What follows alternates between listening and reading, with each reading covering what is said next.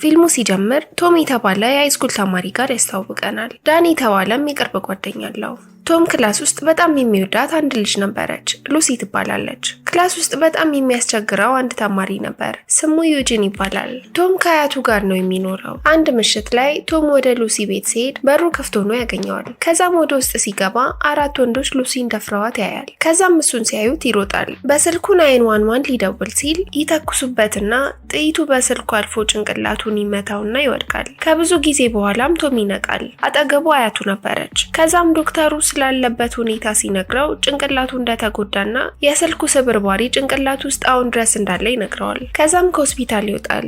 ሉሲን ሊረዳት ባለመቻሉ በጣም ሀዘን ውስጥ ይገባል። በቀጣይ ቀናት ግራም ያጋቡ ነገሮች ያጋጥሙታል። ከሩቅ ያሉ ሰዎች በስልክ ሲያወሩ መስማት ይጀምራል። ከዛም ስክሪን በሌለበት ስክሪን ይታየዋል። ይህም የሆነው የስልኩ ስብርባሪው ጭንቅላቱን ወደ ኮምፒውተር አይነት ቀይሮ ፓወር አግኝቶ ነው። ከዛም ሉሲ ጋር ይሄድና ሊያድናት ስላልቻለ ይቅርታ ይጠይቃታል። በቀጣይ ቀናት የቶም ፓወር ማደግ ይጀምራል። የዲጂታል ዓለሙን መቆጣጠር እንደሚችል ይረዳል። ከዛም ከጓደኛው ጋር ስለተፈጠረው ነገር እያወሩ ዩጂን የተባለው ልጅ እጁ እንዳለበት እንደሚጠረጥር ቶም ይነግረዋል። ጓደኛው ግን ዩጂን አስቸጋሪ ቢሆንም ሴት ሚደፍር አይመስለኝም ይለዋል።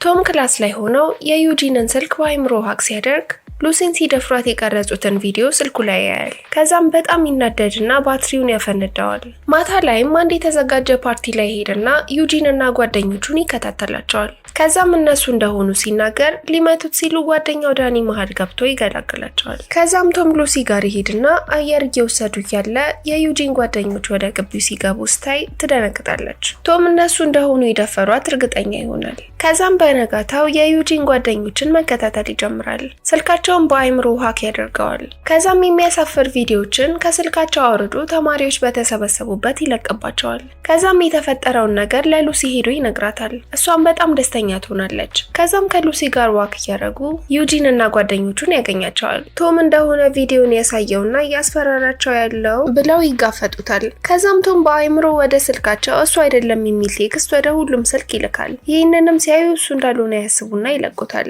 ከዛም ዩጂን እና ጓደኞቹ መኪና ውስጥ ሲገቡ ቶም መኪናውን ይቆልፈውና ሞተሩን በኃይል ሲያስነሳው ጭስ ይፈጠርና እውነቱን ንገሩኝ ለምን እንደዛ አረጋችሁ ይላቸዋል። እነሱም ታዘው እንደሆነና ከዚህ የተባለ ሰው እንዳዘዛቸው ይናገራሉ። ከዛም በሩን ይከፍትላቸዋል፣ ግን መኪናው ይፈነዳል። ከዛም ቶም ስለ ከትስ ያጣራና እሱን ለመበቀል ወዳለበት ቦታ ይሄዳል። ከዛም ከከትስ ጋር ጓደኛው ዳኒ እንዳለ ይረዳል። ከዛም ያሉበት ቦታ ይሄድና በሴኩሪቲ ካሜራቸውን አካርጎ መኪናው ሲሰረቅ የሚያሳይ ቪዲዮ ያጫውታል። ይህን ሲያዩ ደንግጠው ሲወጡ ቶም ወደ ውስጥ ይገባል። ቤት ውስጥ ያሉትን ኤሌክትሮኒክስ ያፈነዳዳል። ከዛም እዛው የነበረን ሐሺሽ ይወስዳል። እናም ያገኘውን ሐሺሽ እና ዩጂን የሚኖሩበት ቦታ ያስቀምጠውና ለፖሊስ ያመለክታል።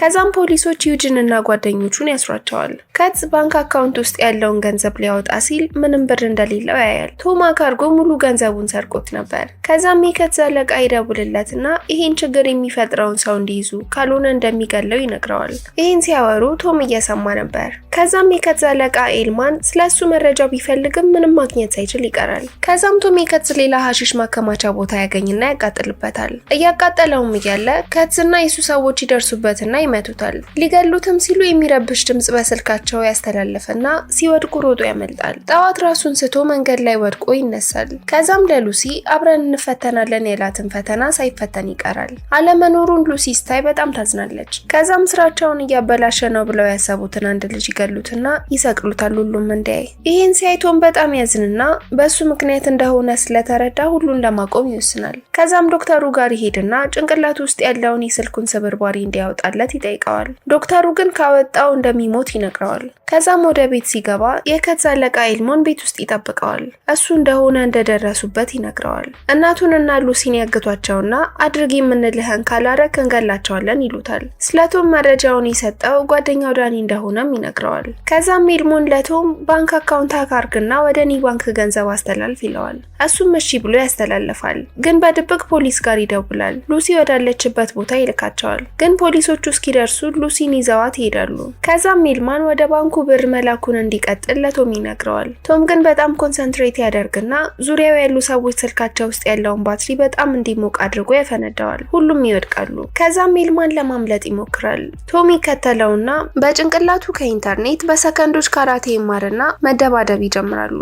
ከዛም ኤልማን ቶምን መቶ ይጥለዋል። ከዛም ሉሲን ሲመታት በጣም ይናደድና ትልቅ የሆነ የኤሌክትሪክ ሞገድ ከሰውነቱ ይወጣና ኤልማንን በቅስፈት ይገለዋል። ከዛም ቶም ራሱን ስቶ ይወድቃል። በቀጣይ ቀን ሆስፒታል ውስጥ ይነቃል። ከዛም ከተወሰኑ ቀናት በኋላ ወደ ቤቱ ይመለሳል። ዳኒ ስላደረገው ነገር ይቅርታ ሊለው ይሞክራል። ቶም ግን ዝም ብሎት ይሄዳል። ፊልሙ ሲያልቅ ሉሲና ቶም ፍቅረኛ ሆነው ሲስማት ያልቃል። ቻናላችንን ላይክ እና ሰብስክራይብ ማድረጉ እንዳይረሱ። በቀጣይ ቪዲዮ እስከምንገናኝ መልካም ጊዜ